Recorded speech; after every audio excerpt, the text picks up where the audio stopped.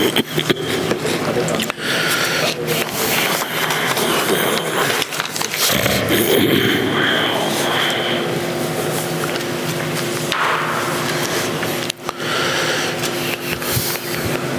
الحمد لله نحمده ونستعينه ونستغفره ونعوذ بالله من شرور أنفسنا ومن سيئات أعمالنا من يهد الله فلا مضل له ومن يضلل فلا هادي له أشهد أن لا إله إلا الله وحده لا شريك له وأشهد أن محمدًا عبده ورسوله أما بعد فإن خير الحديث كتاب الله وخير الهدي هدي محمد صلى الله عليه وآله وسلم وشر الأمور محدثاتها وكل محدثة بدعة وكل بدعة ضلالة أما بعد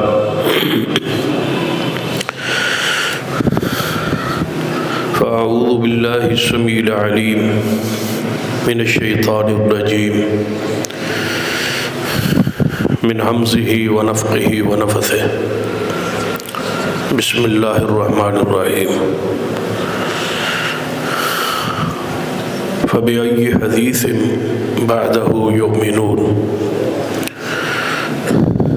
رب اشرح لي صدري ويسر لي أمري واحلل عقدة من لساني يفقهوا قولي رب زدني علما سبحان ربك رب العزة عما يصفون وسلام على المرسلين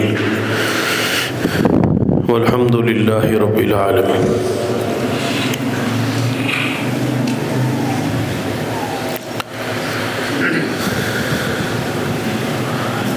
اللہ تبارک و تعالی کی رحمت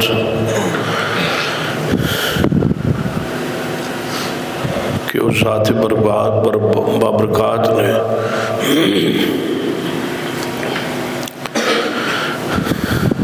انبیاء علیہ السلام کا سلسلہ ہماری ہدایت اور رہنمائی کے لیے شروع کیا۔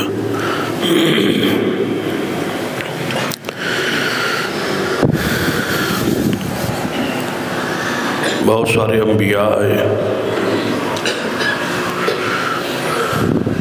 ہر نبی پر اللہ تبارک و تعالیٰ نے وحی فرمائی۔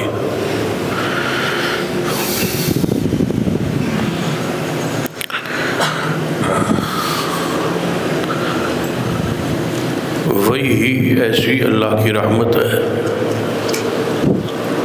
جو ایک مسلمان کو، مومن کو سیدھے راستے پہ رکھ سکتی۔ اگر کوئی شخص اپنے عقل سے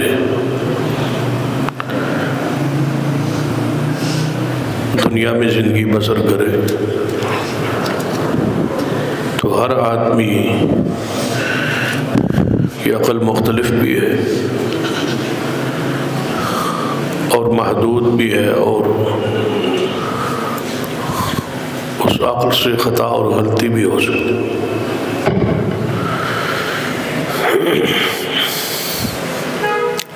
اس لیے اللہ تعالیٰ نے دین کو عقل کے تابع نہیں کیا، بلکہ عقل کو وحی کے تابع کی۔ دوسری صورت جس سے بندہ کوئی چیز محسوس کر سکتا ہے یا علم میں آ سکتی ہے وہ حواس خمسہ ہے کہ بندہ آنکھ سے دیکھتا ہے، کانوں سے سنتا ہے، ناک سے سونگتا ہے اور زبان سے چکھتا ہے۔ یہ ساری چیزیں خطا کر سکتی ہیں، غلطی کر سکتی ہیں۔ آپ نے محسوس کیا ہو بندہ بعض دفعہ جو دیکھتا ہے وہ صحیح نہیں دیکھتا۔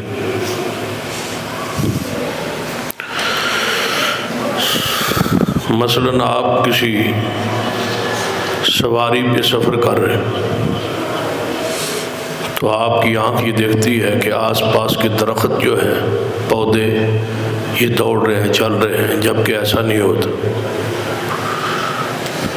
گاڑی دوڑ رہی ہوتی ہے، وہ درخت نہیں دوڑ رہے۔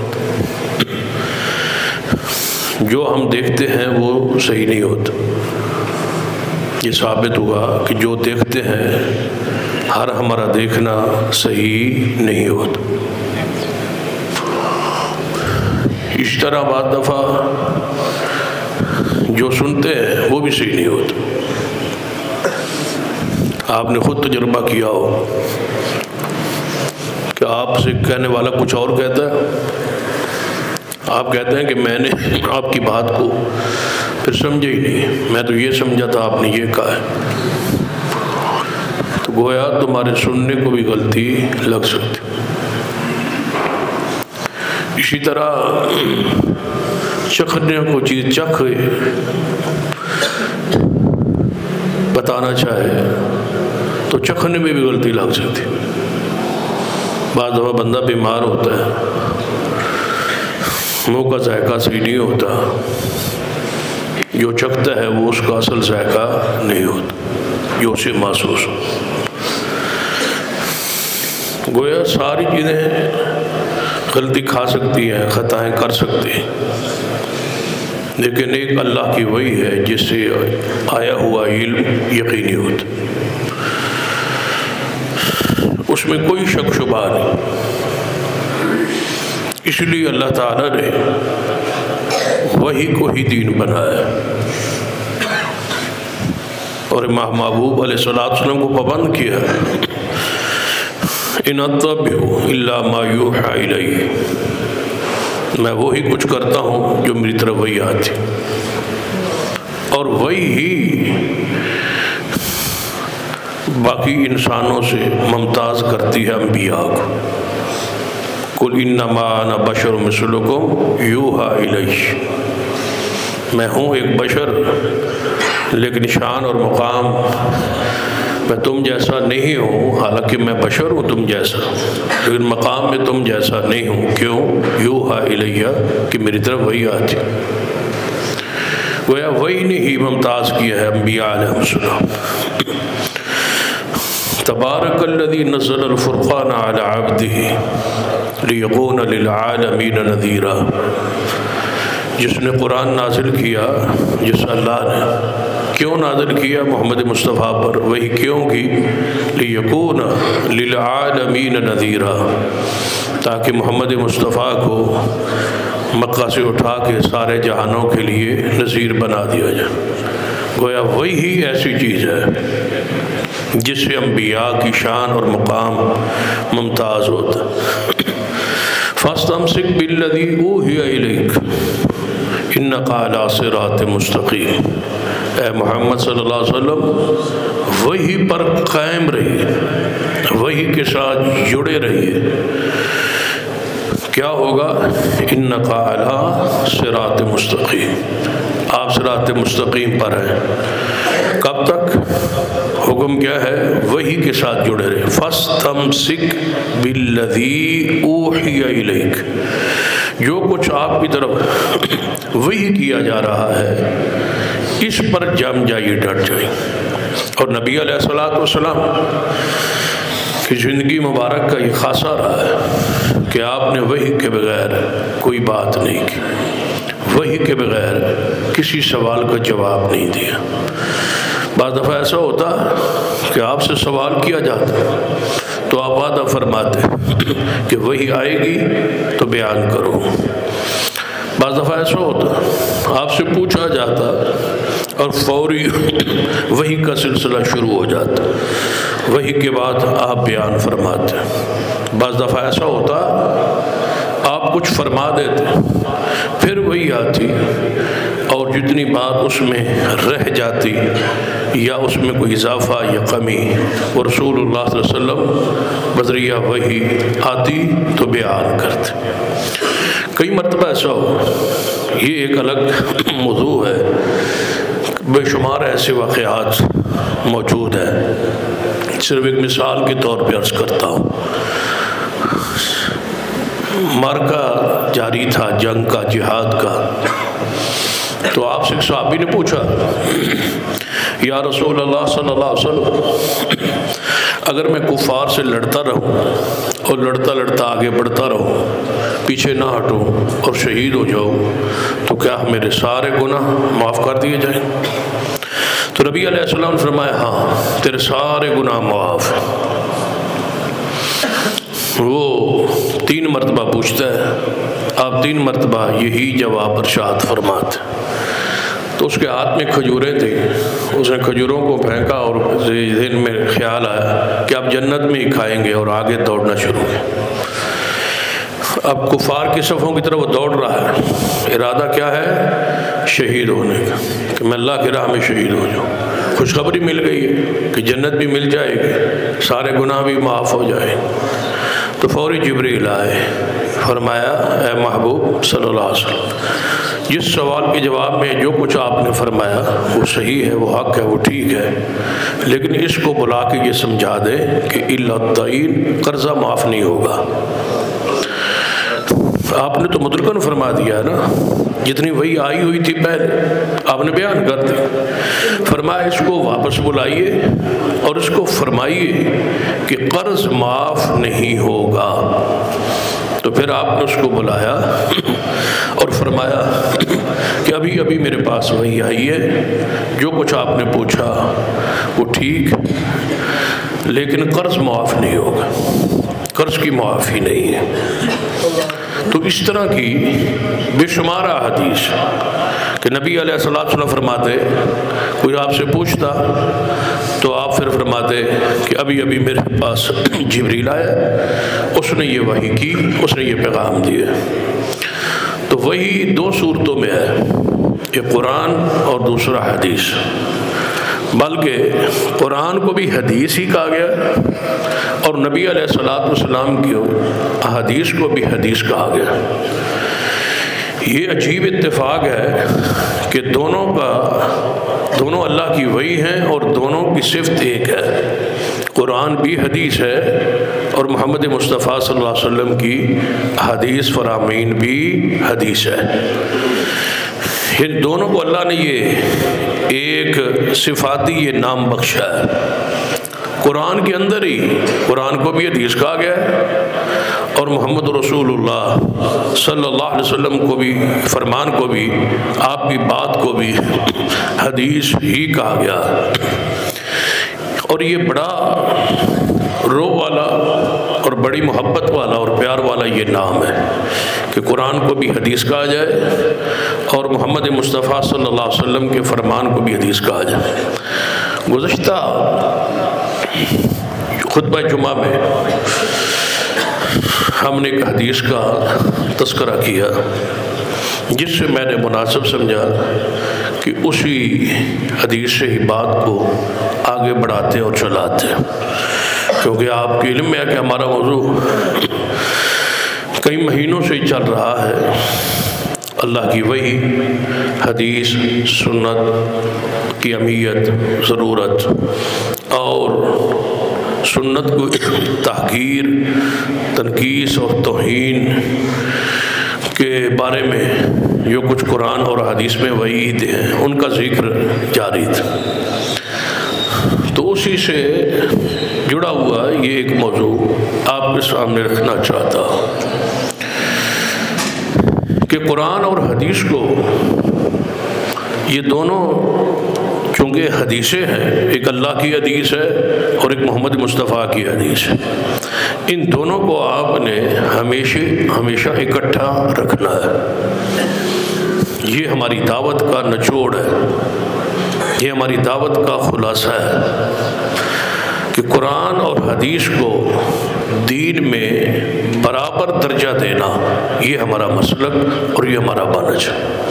حدیث بھی اللہ کی کتاب ہے، یعنی قرآن اور حدیث کو پڑھیں گے نا تو آپ کو سمجھ آئے گا کہ حدیث مصطفیٰ کی حدیث کو بھی کتاب اللہ کہا جاتا اور قرآن کو بھی کتاب اللہ کہا جاتا۔ ان دونوں کو ہم نے جدا نہیں کرنا۔ جس دن دونوں چیزیں آپس میں آپ کے علم اور عمل اور عقیدے میں الگ ہو جائے، سمجھو کہ آپ گمراہ ہو گئے۔ آپ نے ہمیشہ قرآن اور حدیث کو جوڑ کے رکھنا ہے۔ یہ دونوں اللہ کی وحی ہے، یہ دونوں معصوم ہیں، دونوں محفوظ ہیں، دونوں اللہ کی طرف سے نازل کردہ ہے، دونوں کی حفاظت کی ذمہ داری اللہ نے اٹھائی ہے، دونوں نے ہمیشہ آپس میں جڑے رہنا، اکٹھا رہنا۔ حتیٰ یرد علی الحوض، رسول اللہ فرماتے ہیں قرآن اور حدیث اکٹھے رہیں گے حتیٰ کہ یہ دونوں چیزیں اللہ مجھ پر حوض کوثر پہ پہنچائے گا۔ یعنی قیامت تک اللہ نے ان دونوں کو اکٹھا رکھنا ہے، اور ایک گروہ بھی اللہ نے قائم رکھنا ہے جس نے ان دونوں چیزوں کو اکٹھا رکھنا ہے۔ تو آپ اس گروہ میں شامل رہیے۔ ہمارا اس گروہ کے ساتھ تعلق ہے جنہوں نے قرآن اور حدیث کو ہمیشہ اکٹھا رکھنا ہے، الگ نہیں ہونا دینا۔ الا انی اوتیت القرآن ومثلہ معہ، خبردار اللہ نے مجھے قرآن دیا اور اس کی مثل، اسی جیسی ایک اور چیز دی ہے، اور وہ کیا ہے؟ حدیث مصطفیٰ۔ جب رسول اللہ اس کو مثل قرآن کہہ رہے تو ہمیں کیا حق ہے کہ ہم اس میں فرق کریں؟ یاد رکھیے قرآن پاک لمحہ لمحہ حدیث پاک کا محتاج ہے۔ ایک ایک آیت حدیث اور سنت کے بغیر سمجھ نہیں آ سکتی، اس لیے ان کو الگ نہیں کرنا۔ جنہوں نے الگ کیا وہ گمراہ ہو، جنہوں نے حدیث کو ثانوی حیثیت دی وہ گمراہ ہو۔ گزشتہ جمعے ایک اور بات بھی میں نے آپ سے کہی تھی، اس کو ذرا ذہن میں رکھیں، یاد رکھیں کہ قرآن، ہم اسلام میں پہلی دلیل قرآن ہے اور دوسری دلیل حدیث ہے، یہ نہیں کہنا۔ اس بات کو اپنے ذہن اور دماغ سے نکالیں۔ قرآن بھی دلیل ہے اور حدیث پاک بھی دلیل ہے، اور دونوں برابر کی دلیل ہے۔ فرق نہیں کرنا آپ کہ پہلے مسئلہ قرآن سے پھر مسئلہ حدیث سے۔ قرآن سے دیکھو، حدیث سے دیکھو، قرآن اور حدیث، قرآن اور سنت، قرآن میں آ جائے حدیث میں آ جائے۔ علماء بھی اساتذہ بھی موجود ہے، طلباء بھی موجود ہے۔ میرے علم میں کوئی ایسا ایک واقعہ نہیں ہے کہ رسول اللہ صلی اللہ علیہ وسلم نے کوئی حدیث پڑھی ہو اور صحابی نے اس حدیث کے بارے میں یہ ذہن رکھا ہو کہ یا رسول اللہ حدیث تو ہے لیکن یہ مسئلہ قرآن سے بھی بیان کرے۔ قرآن سے صحابہ جب حدیث سن لیتے تھے تو ایسے ہی سمجھتے تھے کہ جیسے مسئلہ قرآن میں، وہ حدیث ہے نہیں کہ نبی صلی اللہ علیہ وسلم کے پاس ایک فیصلہ ہے۔ نبی علیہ السلام کے پاس زنا کا مقدمہ آیا، جوڑے نے زنا کیا تھا، تو انہوں نے کیا کہا تھا؟ وہ کوئی زیادہ جرمانہ کر رہے تھے اور اونٹ لے بھی لیے تھے دیے زنا کے بدلے میں، کوئی جرمانہ ہر جانا۔ تو نبی علیہ السلام کے پاس کے مقدمہ، آپ فرمایا اس کے اونٹ واپس کرو۔ انہوں نے کہا فیصلہ اللہ کی کتاب کے مطابق کریں۔ فیصلہ کیا کریں؟ اللہ کی کتاب کے مطابق۔ تو رسول اللہ صلی اللہ علیہ وسلم نے فرمایا اللہ کی قسم میں اللہ کتاب کے مطابق فیصلہ کرتا ہوں۔ آپ نے کیا؟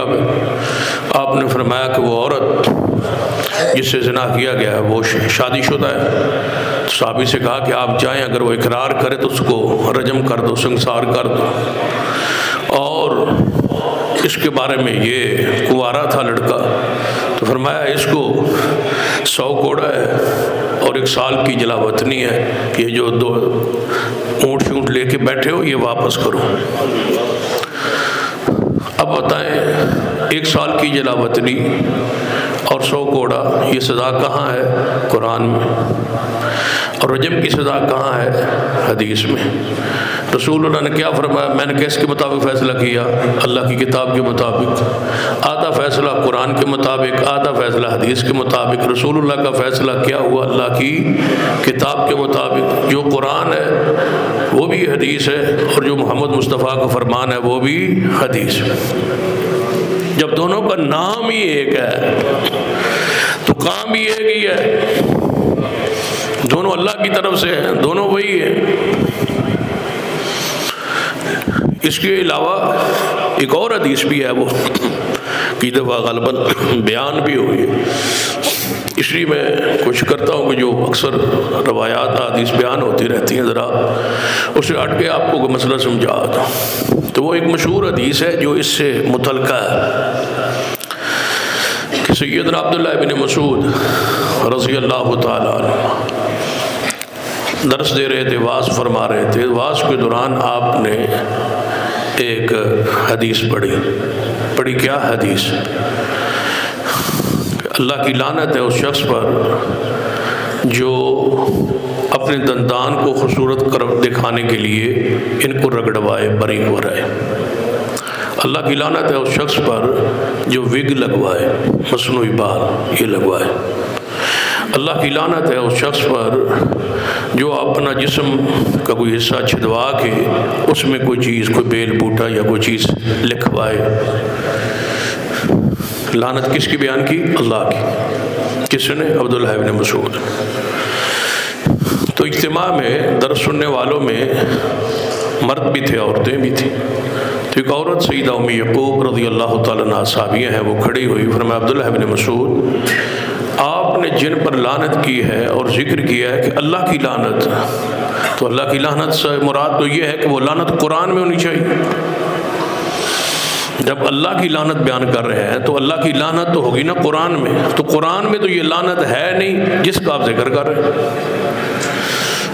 تو عبداللہ بن مسعود نے کیا فرمایا کہ اگر تو نے قرآن پڑھا ہوتا تو یہ لعنت قرآن میں ہے۔ عبداللہ بن مسعود کیا فرمانا چاہیے تھا کہ نہیں یہ قرآن میں تو نہیں ہے لیکن حدیث میں ہے، یہی فرمانا چاہیے تھا کیونکہ لعنت تو حدیث میں ہے۔ تو آپ فرماتے کہ نہیں قرآن میں تو نہیں ہے، حدیث میں ہے، یا حدیث میں آگئی تو سمجھو کہ وہ یعنی کہ اللہ نے لعنت کر دی کیونکہ حضور نے وحی کے ذریعے۔ نہیں، عبداللہ بن مسعود نے کیا فرمایا کہ اگر آپ نے اے ام یعقوب اگر آپ نے قرآن غور سے پڑھا ہوتا تو یہ لعنت قرآن میں آپ پاتی۔ اس نے کہا میں نے قرآن پڑھا ہے، اس میں نہیں ہے۔ آپ کہتے ہیں قرآن میں ہے، میں کہتی ہوں قرآن میں نہیں ہے۔ فرمایا یہ جو مجلد، یہ جو 2 گتوں میں یہ قرآن جو مصحف ہے اس میں یہ لعنت موجود ہے؟ اس نے کہا نہیں ہے۔ تو حضرت عبداللہ بن مسعود نے فرمایا قرآن کی یہ آیت نہیں پڑھی آپ نے؟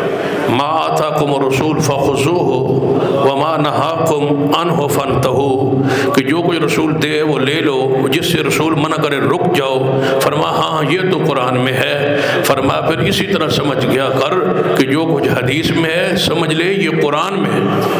صحابہ تو حدیث کو یہ درجہ دیتے، حدیث کے بارے میں اپنے دل اور دماغ سے یہ چیز مٹانے کی کوشش کرے۔ اس کا ثانوی درجہ ہے، اس کی ثانوی حیثیت ہے، اس کا دوسرا درجہ ہے، اس کی دوسری حیثیت ہے۔ نہیں، قرآن کی تفسیر حدیث ہے۔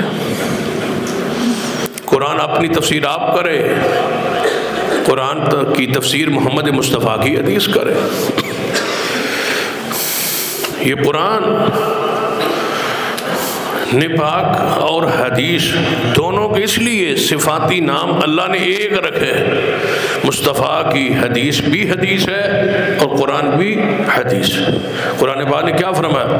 اللہ نزل احسن الحدیث، اللہ وہ ہے جس نے احسن سب سے اچھی حدیث نازل کی، اور وہ حدیث کیا ہے؟ قرآن۔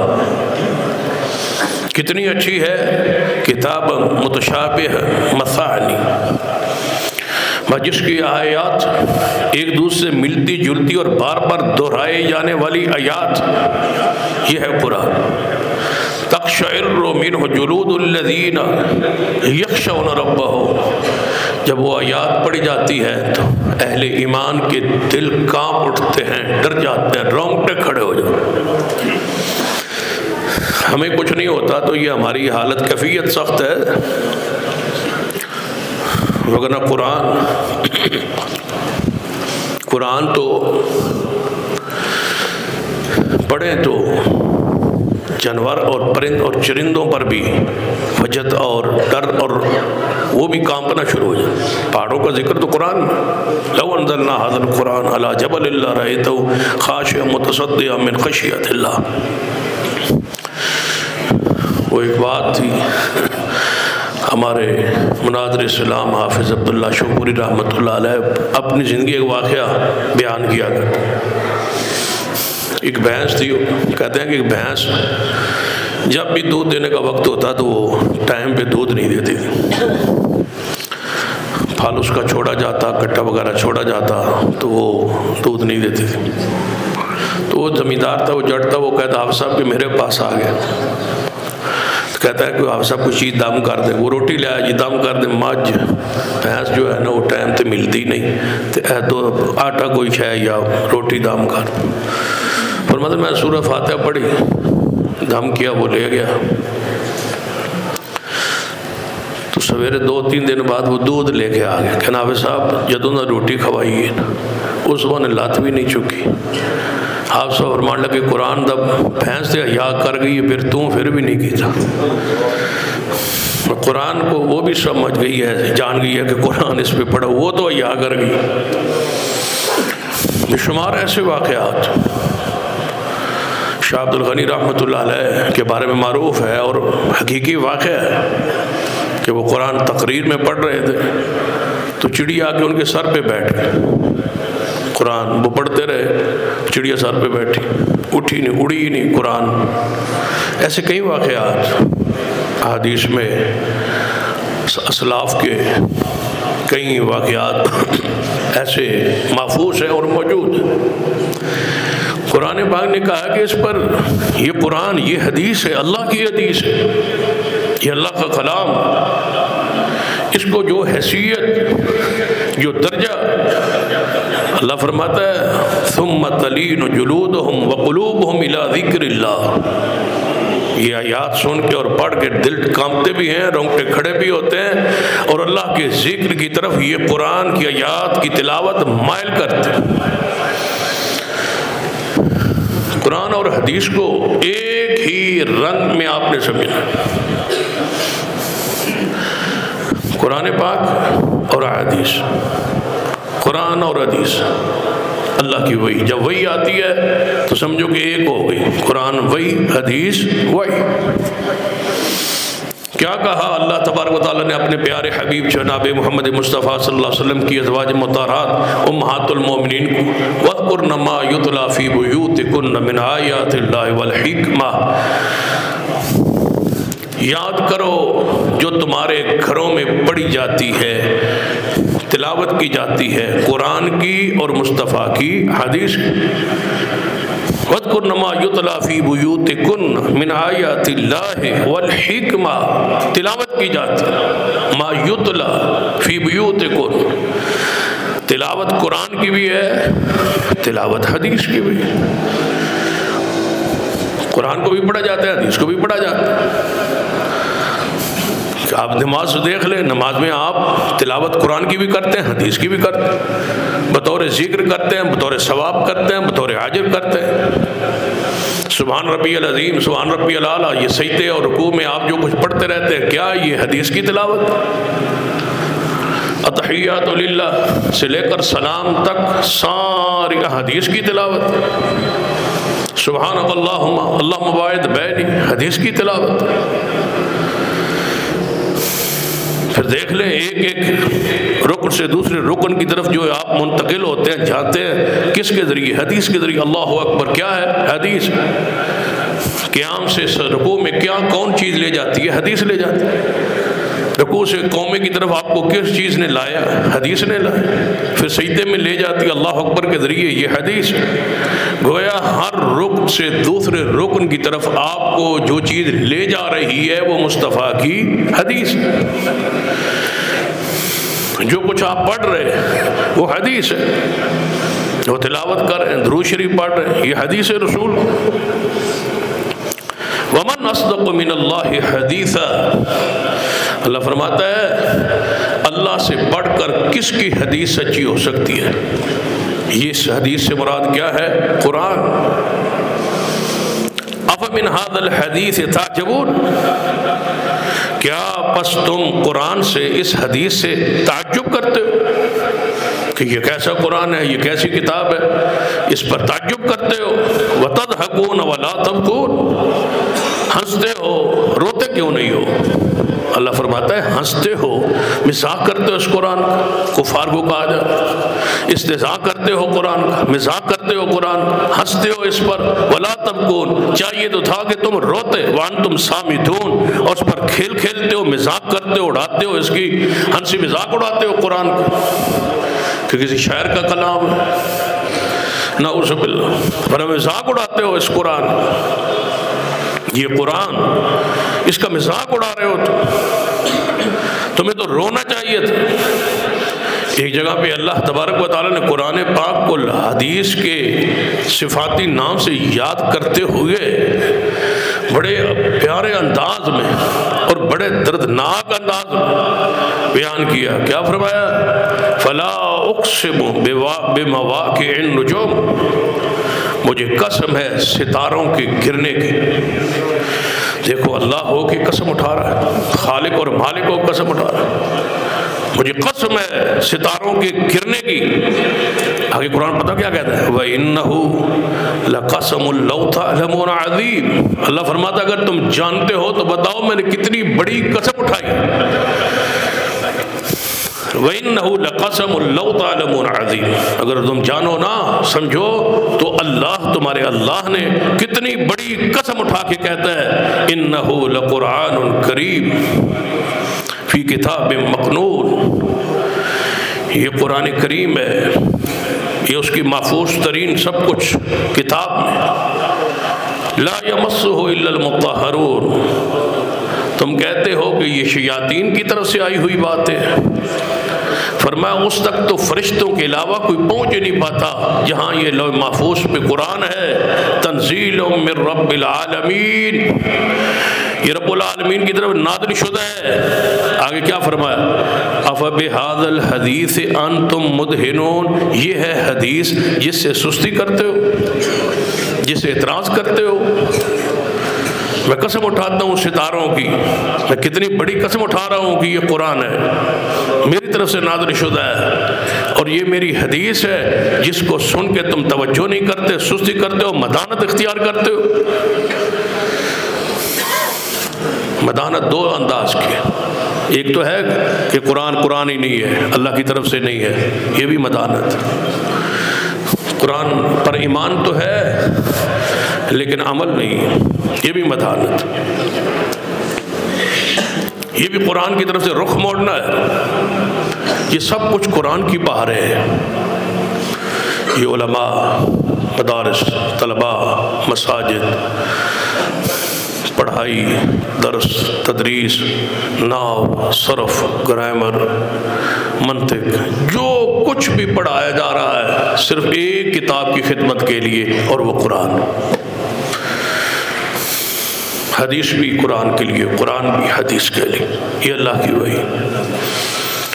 اسی کی خدمت، اس حدیث کی اہمیت کو جانو، یہ اللہ کی حدیث ہے۔ فَبِأَيِّ حَدِيثٍ بَعْدَهُ يُؤْمِنُونَ، اللہ کہتا ہے پھر اس کے بعد کون سی تمہارے پاس کوئی حدیث آئے گی اس پر تو وہ ایمان لائیں گے۔ یہ آخری حدیث ہے کیونکہ محمد مصطفیٰ آخری نبی، پھر قیامت تک کوئی نئی حدیث نہیں آئے گی اللہ کی طرف سے۔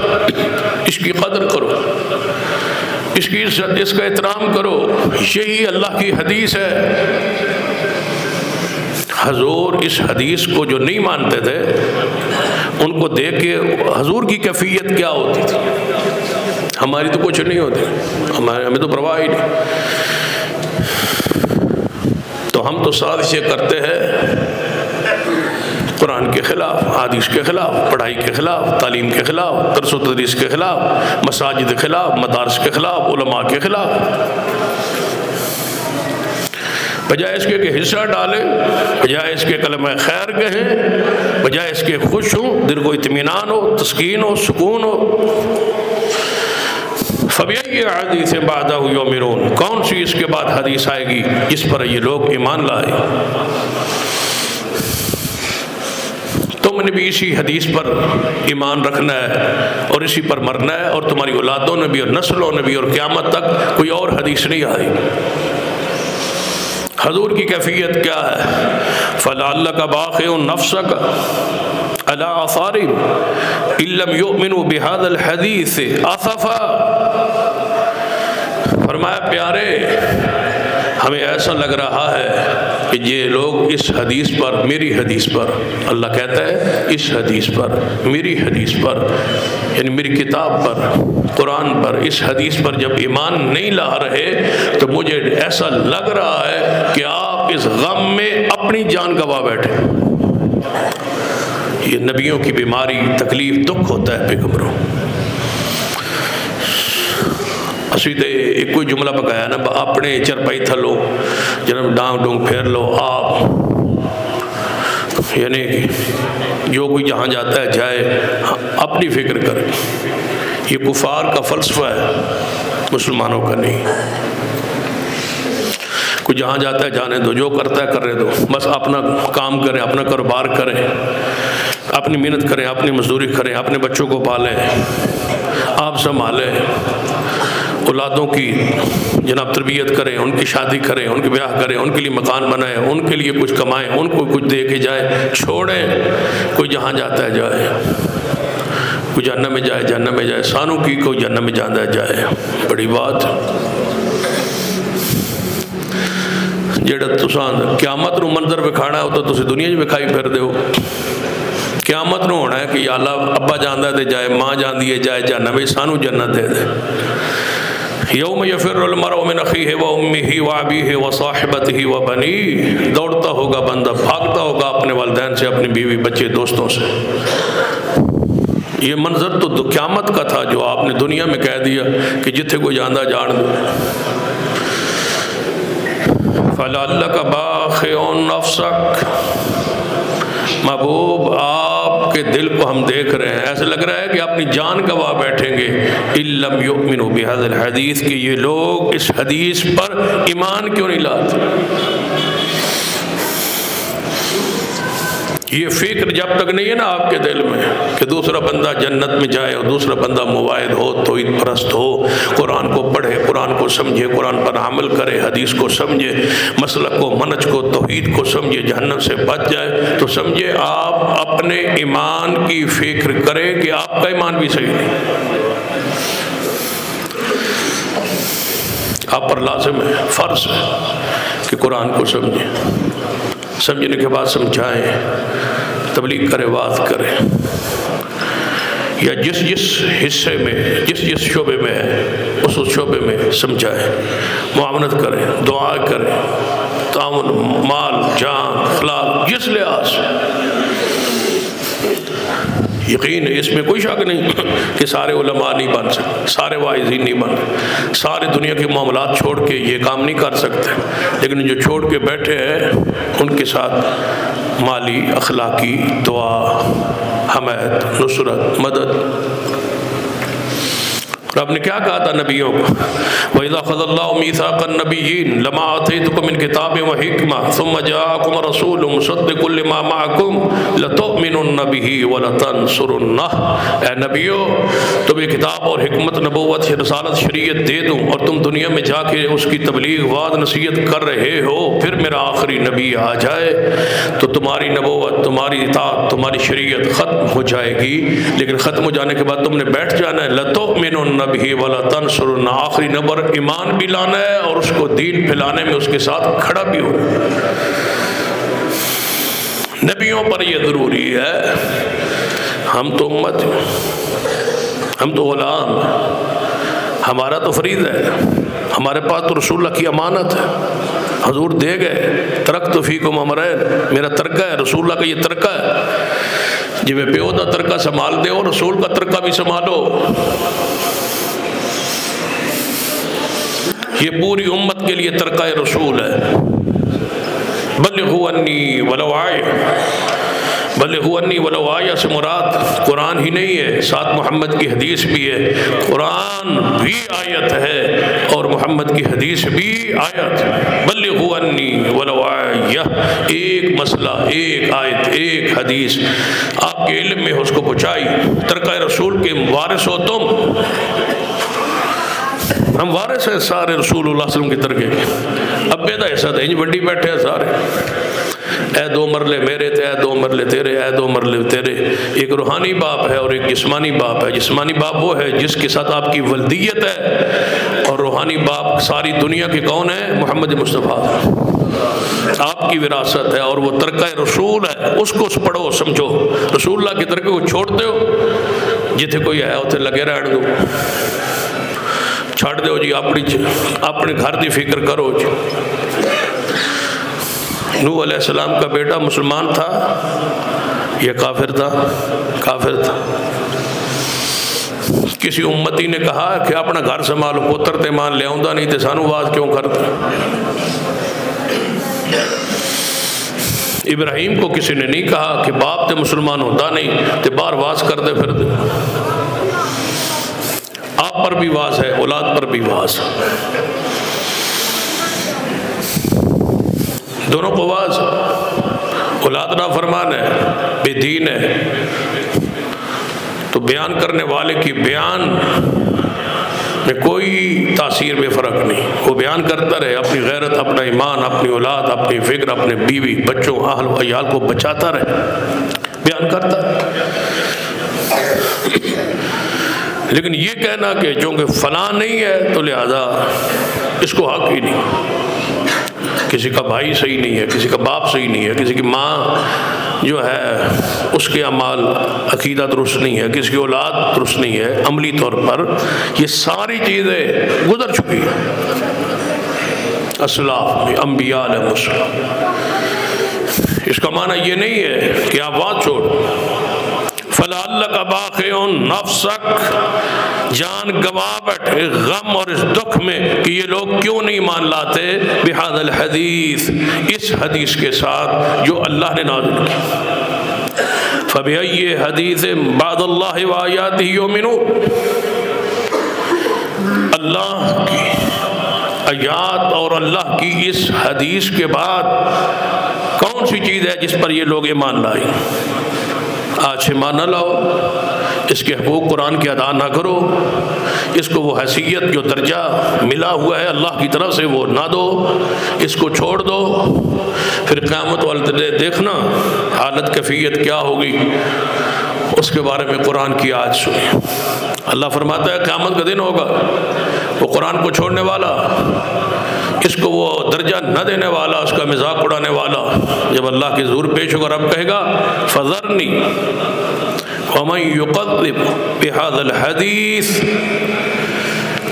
مجھے اور اس حدیث کو چھوڑنے والے کو اکیلا چھوڑ دو، میں جانوں اور یہ جانوں۔ فَذَرْنِي، چھوڑ دو مجھے۔ کون کہہ رہا ہے؟ اللہ۔ ایک بندہ بڑا طاقتور ہو، بادشاہ ہو اور حاکم ہو، اس کا کوئی حکومت میں شریک نہ ہو، اور وہ غصے میں ہو اور جلال میں ہو، اور اکیلا مجرم بندہ اس کے کمرے میں ہو اور وہ کہے کہ اس کو چھوڑ دو میں جانوں اور یہ جانے، تو اس کی حالت کوئی نہیں ہو جس کو قیامت رب کہے فَذَرْنِي، چھوڑیے مجھے، وَمَنْ يُقَذِّبُ بِهَذَا الْحَدِيثِ، اور اس کو جو جھٹلاتا تھا اس حدیث کو، کس کو؟ حدیث کو، کس کو کہا؟ قرآن، جو اس حدیث کو جھٹلاتا تھا اس سے اور مجھے چھوڑ دیجئے، میں آج نپٹتا ہوں اس شخص سے جس نے میری اس حدیث کی پرواہ نہیں کی۔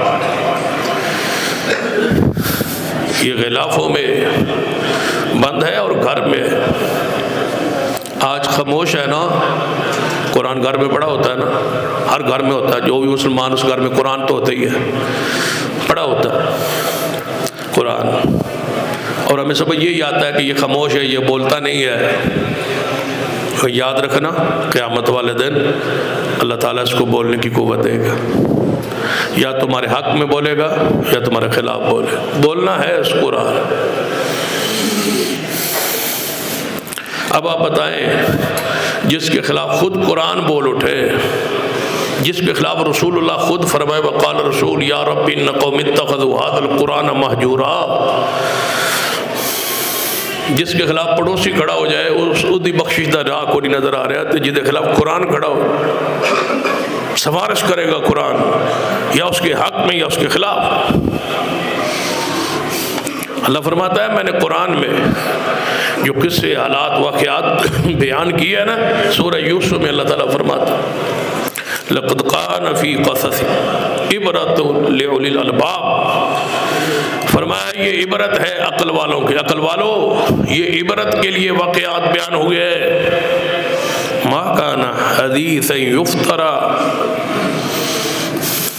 یہ کوئی ایسی حدیث نہیں ہے جو ایسے ہی گھڑ لی گئی ہو، یہ قرآن ہے اور یہ حدیث ہے اور یہ اللہ کی حدیث ہے اور یہ واقعات ہے، قصے ہیں جو تم پر بیان کیے گئے، پڑھے گئے۔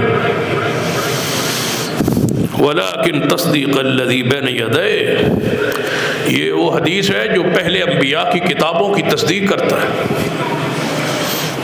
یہ ہے جو کوئی اس سے آگے آ چکا ہے اس کی تصدیق کرتا ہے، وَتَفْصِيلَ كُلِّ شَيْءٍ، اور ہر چیز کی یہ تفصیل بیان کرتا ہے قرآن، وَهُدًى وَرَحْمَةً لِقَوْمٍ يُؤْمِنُونَ، اہل ایمان کے لیے یہ ہدایت بھی ہے اور یہ رحمت بھی۔ نبی علیہ السلام خود فرما کرتے تھے قرآن کے بارے میں فَإِنَّ خَيْرَ الْحَدِيثِ کتاب اللہ، سب سے بہترین حدیث اللہ کی کتاب ہے۔ ہر خطبہ میں رسول اللہ یہ فرماتے فَإِنَّ خَيْرَ الْحَدِيثِ کتاب اللہ، آپ بھی ہر خطیب سے ہر جمعے کا خطبے میں یہ الفاظ سنتے ہیں فَإِنَّ خَيْرَ الْحَدِيثِ کتاب اللہ۔ جو خطبہ مسنونہ ہوتا ہے برکت کے لیے عموماً ہم تو پڑھتے ہیں، لیکن اس کا معنی مفہوم بھی بیان ہونا چاہیے۔ کبھی خطبہ جمعہ میں صرف خطبۃ الحاجہ کا معنی مفہوم ترجمہ کبھی بیان کریں گے، لیکن یہ سمجھے کہ ہر جمعے میں ہر خطبے میں فَإِنَّ خَيْرَ الْحَدِيثِ کتاب اللہ آپ کو پڑھایا جاتا ہے، سمجھایا جا رہا ہے کہ یہ بہترین حدیث ہے اللہ کی کتاب۔ قرآن کا ایک صفاتی نام کیا ہوا؟ حدیث۔ باقی سارے صفاتی نام پیارے ہیں، لیکن ان میں خاص ایک عمدہ اور پیارا، خوبصورت، معصوم اور بڑا باروق نام ہے قرآن کا کہ یہ حدیث کس کی؟ اللہ کی۔ اسی طرح محمد رسول اللہ صلی اللہ علیہ وسلم کی زبان سے پاک نکلنے والے جملوں کو بھی قرآن نے خود حدیث کہا ہے۔ گویا قرآن حدیث ہوا اور محمد مصطفیٰ کے فرمان بھی حدیث ہوا۔ نبی علیہ السلام کی ازواج مطہرات سورۃ التحریم میں واقعات ہیں، حضور اپنی ازواج مطہرات میں بعض ازواج کے پاس بیٹھے تھے اور انہوں نے ایک خاص راز کی بات کی۔ بات کس نے کی؟ رسول اللہ صلی اللہ علیہ وسلم۔ کس سے؟ اپنی بیویوں سے۔ گھر کی بات تھی، خلوت کی بات تھی، گھر کی بات تھی۔ رسول اللہ نے اپنی بات بیویوں سے کی اور انہیں کہا کہ یہ بات راز ہے، اس کو آگے نہیں بتانا، یعنی دوسری بیویوں کو نہیں بتانا۔ لیکن ازواج مطہرات نے وہ دوسری بیویوں تک بات وہ پہنچ گئی، تو اللہ تعالیٰ نے اس واقعے کو، اس بات کو جو رسول اللہ نے اپنی بیویوں سے کہی تھی، وہ ایک بات تھی، ایک راز تھا، ایک گھر کی بات تھی، خلوت کی بات تھی، اس کو بھی قرآن نے حدیث کرا تھا۔ پھر غور کریں، رسول اللہ کی بات تھی، گھر کی بات تھی، خلوت کی بات تھی، گھریلو معاملات کی بات تھی، اس کو بھی اللہ نے قرآن میں کیا کہا کہ یہ میرے مصطفیٰ کی حدیث ہے۔ جب گھر کی بات حدیث ہے، جب خلوت کی بات حدیث ہے، جب بیویوں کے معاملات کی بات رسول اللہ کی حدیث ہے، تو جو امت کے لیے جو کچھ فرمایا وہ حدیث کیوں نہیں؟ کیا فرمایا؟ وَإِذْ أَسَرَّ النَّبِيُّ إِلَىٰ بَعْضِ أَزْوَاجِهِ حَدِيثًا، جب راز کی بات کی، پوشیدہ بات کہی نبی نے اپنی بیویوں کو، بعض بیویوں کو، قرآن نے کیا کہ بعض ازواجہ حدیثا، جب میرے پیغمبر نے خاص راز کی بات اپنی بیویوں کو کہی، قرآن پیغمبر علیہ الصلوۃ والسلام کی گھر میں کی ہوئی بات کو حدیث فرما رہا، قرآن حدیث فرما رہا۔ قرآن کہہ رہا ہے کہ میرے محمد کی گھر کی بات بھی کیا ہے؟ حدیث ہے۔ قرآن خود کہہ رہا ہے کہ قرآن حدیث ہے، قرآن خود کہہ رہا ہے کہ محمد کا فرمان بھی حدیث، برابر ہیں، برابر۔ میں آپ کے ذہن سے کیا بات کھرچنے کی کوشش کر رہا ہوں کہ قرآن اور حدیث کو برابر سمجھنا آپ نے، اس لحاظ سے بس فرق جو ہے کہ وہ اللہ کا کلام ہے، یہ مصطفیٰ علیہ السلام کا کلام ہے، وہی ہونے میں، دین ہونے میں، حجت ہونے میں، شریعت ہونے میں، دلیل کے طور پر قرآن اور حدیث برابر ہے۔ دونوں کا انکار ایک جیسا کفر ہے، قرآن کا انکار کرے تو کافر ہے، حدیث کا انکار کرے تو کافر، ایک آیت کا انکار کرے تو کافر ہے، ایک حدیث کا انکار کرے تو کافر۔ نبی علیہ الصلوۃ والسلام جس طرح اللہ نے قرآن میں اپنی بات کو حدیث کہا، پھر رسول اللہ کی بات کو حدیث کہا، اسی طرح مصطفیٰ نے خود اپنی بات کو حدیث کہا کہ میری بات حدیث ہے۔ اللہ نے کہا محمد کی بات حدیث ہے، محمد مصطفیٰ نے خود فرمایا میری بات حدیث ہے۔ نظر اللہ عمرن سمع منا حدیثا، رسول اللہ فرماتے ہیں جو شخص ہم سے ہے ہماری حدیث سنے، کون فرما رہے؟ رسول اللہ صلی اللہ علیہ وسلم، جو ہم سے یعنی مجھ سے میری حدیث سنے، پھر اس کو حافظہ و حفظ کرے، یاد کرے، پھر اس کو آگے پہنچا دے، میں محمد اس کے لیے دعا کرتا ہوں اللہ اس کے چہرے کو تر و تازہ رکھے۔ اب سوچے، چہرے کا نور، چہرے کی چمک، چہرے کی دمک، چہرے کی رونق اور چہرے کی حشاش بشاش رہنا، پر رونق اور پر نور رہنا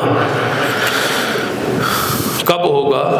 جب کوئی پریشانی نہ ہو، کوئی دکھ نہ ہو، کوئی ٹینشن نہ ہو، کوئی تکلیف نہ ہو، تو بندے دا چہرہ نظر آ رہا ہو تو بندہ کہتا ہے یار اینو چہرہ چمکتا پہ، اینو دکھ ہی کوئی نہیں، تکلیف ہی کوئی نہیں، پریشانی کوئی نہیں۔ اب حضور کیا فرماتے ہیں؟ آپ تشریح کریں نا اس حدیث کی، اس کے بندے کو کوئی دکھ نہ آئے، اس بندے کو کوئی ٹینشن نہ آئے، اس بندے کو دنیا اور آخرت میں کوئی پریشانی نہ لگے، اس کا چہرہ ہمیشہ تر و تازہ رہے۔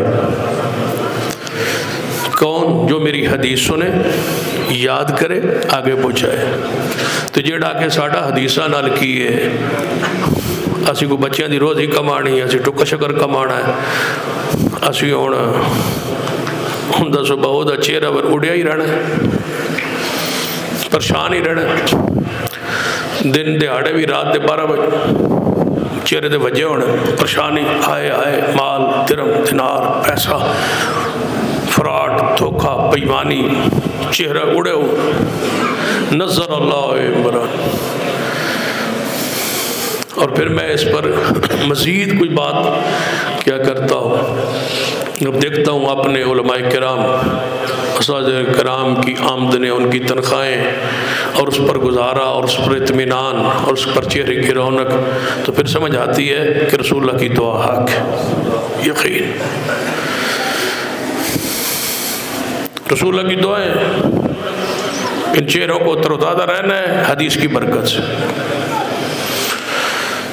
حدیث کی اس رحمت اور برکت سے چہروں، وہ تھے نا ہمارے محدث شیخ حافظ عبد المنان نور پوری رحمۃ اللہ علیہ، بیمار ہو گیا، اٹیک ہوا، بیماری بے ہوشی ہو، کوئی خاص بیماری تھی، لاہور میں وہ داخل ہو، تو ڈاکٹروں نے لکھا ان کی رپورٹ میں کہ اس بیماری کا شخص ہم نے زندگی میں پہلی بار دیکھا ہے کہ جو بیماری ان کو ہے، اور یہی بیماری اگر کسی عام بندے کو لگ جائے، اور جتنے آج تک مریض آئے ان کے چہرے سیاہ ہو جاتے ہیں، ان کا چہرہ تر و تازہ رہا ہے، کئی دن بے ہوش رہا، چہرہ تر و تازہ رہا۔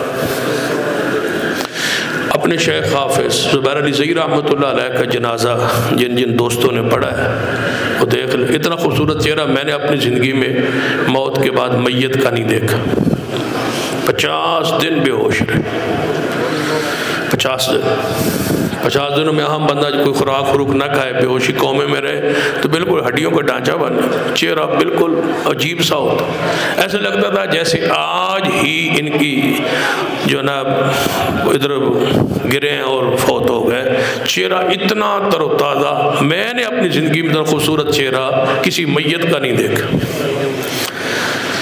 جن طلباء اور جن علماء نے ان کے جنازہ پڑھے وہ دیکھ، نظر اللہ عمرن، یہ برکت کس کی ہے؟ مصطفیٰ کی، حدیث کی، یہ دعا کس کی ہے؟ رسول اللہ۔ جس میں حق میں رسول اللہ کی دعا ہو جائے بھلا وہ قیامت تک دعا کے اثرات ختم ہو سکتے نہیں ہو سکتے۔ سیدنا ابو ہریرہ رضی اللہ تعالیٰ عنہ فرماتے ہیں کہ میں نے نبی علیہ السلام سے سوال کیا، پوچھا یا رسول اللہ صلی اللہ علیہ وسلم قیامت والے دن وہ سب سے زیادہ خوش بخت کون ہوگا جس کو آپ کی شفاعت نصیب ہوگی؟ تو نبی علیہ السلام نے سنا، فرمایا ابو ہریرہ مجھے یقین تھا کہ مجھ سے اس طرح کا سوال کوئی نہیں پوچھے گا تیرے سوا، مجھے یقین تھا کہ تیرے سوا من ھذا الحدیث، اس حدیث کے بارے میں مجھ سے کوئی نہیں پوچھے گا۔ رسول اللہ اپنے فرمان کو خود کیا کہہ رہے ہیں؟ حدیث۔ فرمایا میری حدیث کے بارے میں، اس حدیث کے بارے میں مجھ سے تیرے سوا کوئی نہیں پوچھے گا۔ فرمایا جو لا الہ الا اللہ خالص دل کے ساتھ پڑھے اور اس پر قائم رہے، ڈٹا رہے، لا الہ الا اللہ کو پڑھے، اس پر ڈٹا رہے۔ لا الہ الا اللہ طوطے کی طرح لا الہ الا اللہ نہیں، طوطا بھی سنا ہے، کبھی آپ نے سنا ہوگا وہ پڑھتا ہے، طوطے کی طرح نہیں، پڑھے، سمجھے، اس کی شرائط، اس کے نواقص، اس کے مطابق پھر عقیدہ بنائے، جس سے کلمہ ٹوٹتا ہے ان نواقص سے بچے، جو اس کی شرائط ہے ان کو پورا کرے۔ یہ ہے کلمہ اسلام پڑھنا خالص، وہ میری شفاعت کا حقدار ہوگا۔ سیدنا مقدام رضی اللہ تعالیٰ فرماتے ہیں کہ نبی علیہ السلام نے فرمایا ایک وقت آئے گا، اس حدیث پہ بات ختم کرتے ہیں، فرمایا ایک وقت آئے گا کہ ایک شخص ہوگا جو تکیے کے ساتھ ٹیک لگا کے بیٹھا ہوگا، تکیے پر ٹیک لگا کے بیٹھا ہوگا، اور اس کے سامنے یہ کوئی حدیث بحدیث من حدیثی، میری حدیث میں سے کوئی ایک حدیث اس کے سامنے جب پڑھی جائے گی تو وہ تکیے کے ساتھ ٹیک لگا کے بیٹھے ہوگا، تکیے سے ٹیک آگے کر کے کہے گا، اپنی ٹیک چھوڑ کے کہے گا مجھے حدیث نہیں چاہیے، میں حدیث نہیں مانتا، جو کچھ قرآن میں ہے وہی حلال ہے، جو کچھ قرآن میں ہے وہی حرام ہے، میں اسی کو سمجھتا ہوں، قرآن کافی ہے، حدیث کی ضرورت نہیں۔ پھر آپ نے فرمایا خبردار، ما حرم رسول اللہ مثل ما حرم اللہ، رسول کا حرام کردہ چیز میری ایسے ہی سمجھنا جیسے اللہ نے حرام کی۔ یہاں بھی وہی ہے، مثل ما حرم اللہ، مثل ما حرم اللہ، ما حرم رسول اللہ مثل ما حرم اللہ۔ اللہ جو رسول نے حرام کیا ہے اس کی مثل ہے جس طرح اللہ نے حرام کیا، قرآن اور حدیث برابر۔ وہی حدیث کو درجہ دیں جو قرآن۔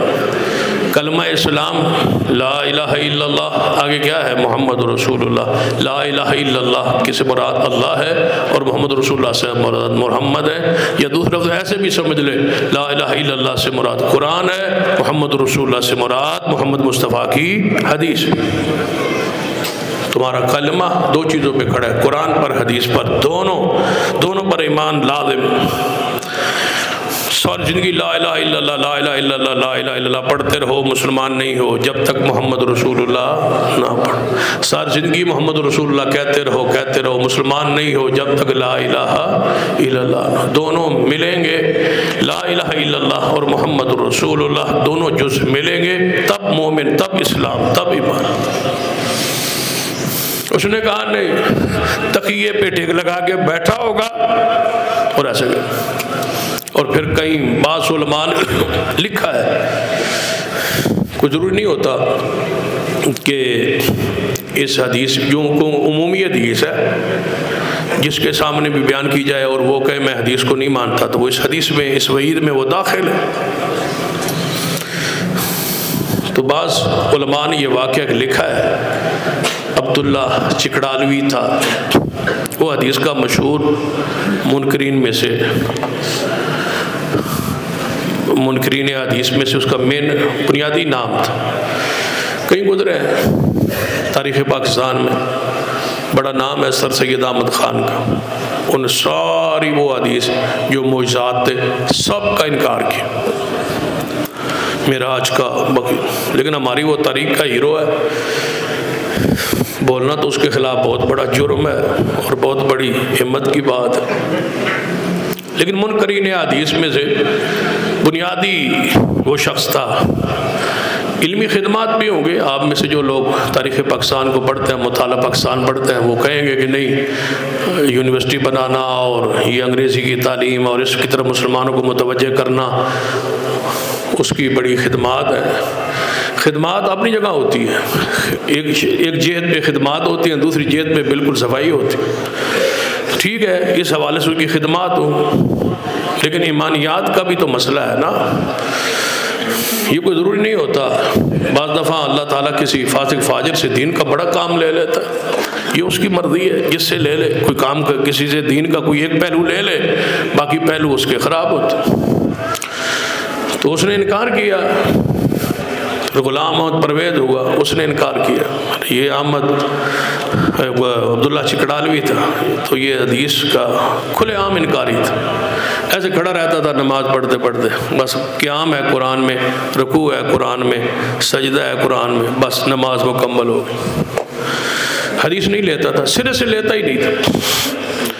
تو پہلے چونکہ حدیث پر اس کا ایمان تھا، بعد میں انکار کیا اس نے، جس طرح غلام احمد قادیانی، غلام قادیانی تھا، اس نے پہلے مسلمان تھا، بعد میں مرتد ہوا، کافر ہوا، پہلے اسلام پھر تھا، مسلمانوں کا عالم تھا، مناظر تھا، بڑے بڑے مناظرے کیے اس نے، بعد میں کافر ہو گیا، مرتد ہو گیا، دائرہ اسلام سے خارج ہو گیا، ختم نبوت کا انکار کیا، خود نبی بن بیٹھا۔ تو پہلے کی حالت اور ہوتی ہے، بعض کیفیت، اصل تو ہے انما الاعمال بالخواتیم، جس پر خاتمہ ہو، تبھی تو جنازے میں کہتے ہو نا اللہم من احییتہ منا فاحی الاسلام ومن توفیتہ منا فتوفہ الایمان، کہ اللہ زندگی دے اسلام والی، موت ایمان پر ہے، نہ ہو کہ بندہ سویرے صبح مسلمان ہو، شامی موت سے پہلے بندہ کفر میں چلا جائے، کوئی جملہ ہی کہنے سے کافر ہو جائے۔ تو اس کے پاس علماء کا ایک وفد گیا اس کو ملنے، حدیث کے حوالے سے حدیث کے بارے میں اس کی ذرا ذہن سازی کریں، یہ چنگا بھلا عالم تھا، اچھا تھا، اور اس نے حدیث کا انکار کر کے کفر میں چلا گیا، تو علماء چلے گئے سمجھانے۔ تو یہ پیٹ اس کا بڑا ہوا تھا، وجود بڑا ہوا تھا، تو حدیث میں ہے کہ اس کا پیٹ بڑا ہوا ہوگا اور تکیے پر ٹیک لگا کے بیٹھا ہوگا، تو وہ پیٹ بھی بڑا ہوا تھا اور تکیے کے ساتھ ٹیک لگا کے بھی بیٹھا تھا جیسے رسول اللہ نے فرمایا۔ تو علماء گئے، تو علماء نے کہا بھئی ہم آپ سے گفتگو کرنے آئے حدیث کے حوالے سے، آپ کی غلط فہمیاں ملک میں پھیل رہی ہیں تو آپ کو سمجھانے آئے۔ انہوں نے کہا میرے سامنے حدیث نہ پڑھو، تکیے نہ ٹیک لگا کے آگے ہو کے نا تکیے کو چھوڑ کے، کہتا ہے مجھے قرآن کافی ہے، حدیث کی ضرورت نہیں۔ تو علماء رو پڑے، علماء کرام جو تھے نا وفد، وہ رونے لگا۔ تو کہتا ہے روتے کیوں؟ کہا حضور کی حدیث یاد آ گئی، رسول اللہ کا فرمان یاد آ گیا۔ رسول اللہ نے فرمایا ایک بندہ ہوگا جس کا پیٹ بڑا ہوا ہوگا، تکیے کے ساتھ ٹیک لگا کے بیٹھا ہوگا، تم اس کے پاس جاؤ گے، اس کے سامنے حدیث پڑھو گے، وہ تکیے سے ٹیک آگے کر کے کہے گا مجھے حدیث نہیں چاہیے، قرآن چاہیے۔ واہ محبوب تیری آج بھی حدیث پوری ہوگی۔ قرآن اللہ کی وحی ہے، حدیث اللہ کی وحی۔ قرآن کو حدیث اور حدیث کو حدیث سمجھے، دونوں کے ساتھ اپنی نسبت کو جوڑیں۔ یہی ہماری نسبت ہے، ہمیں اس لیے اپنے آپ کو حدیث کہتے ہیں نا کہ قرآن اللہ کی حدیث ہے اور محمد مصطفیٰ کا فرمان رسول اللہ کی حدیث ہے، دونوں کو جوڑ کے رکھنے والا اہل حدیث ہے۔ یہ جس طرح دونوں صفاتی نام ہیں قرآن کے اور حدیث کے، حدیث اس طرح یہ ہمارا بھی صفاتی نام ہے۔ قرآن کا اصل نام قرآن ہے، صفاتی نام حدیث ہے، رسول اللہ صلی اللہ علیہ وسلم کا فرمان حدیث ہے، اور ہمیں نے اس لیے دونوں کے ساتھ اگر ہم اپنا نام اہل قرآن سجاتے تو حدیث کا انکار لازم آتا۔ اس لیے ہم نے قرآن کا وہ نام لیا جو صفاتی ہے، اور حدیث کو بھی حدیث کہا گیا، قرآن کو بھی حدیث کہا گیا، جو دونوں کو جوڑ کے رکھے اسے اہل حدیث کہا جاتا ہے۔ قرآن اور حدیث کو جوڑ کے رکھنا ہے، آپ فرق نہیں ہونے دینا، قرآن حدیث کو جوڑ کے رکھنا ہے۔ جب بھی کوئی اشتہار اکثر چھپتے ہیں نا درس قرآن، تو میں اس کا انکار کرتا ہوں، دوستوں کو سمجھاتا ہوں کہ درس قرآن آپ نے اشتہار چھپایا تو، بلکہ میرے ساتھ ایک دفعہ واقعہ عملی طور پر فیصل آباد شہر میں پیش آیا کہ مسجد میں درس تھا میرا، تو انہوں نے اشتہار چھپایا درس قرآن، تو میں وہاں چلا گیا درس قرآن دینے کے لیے۔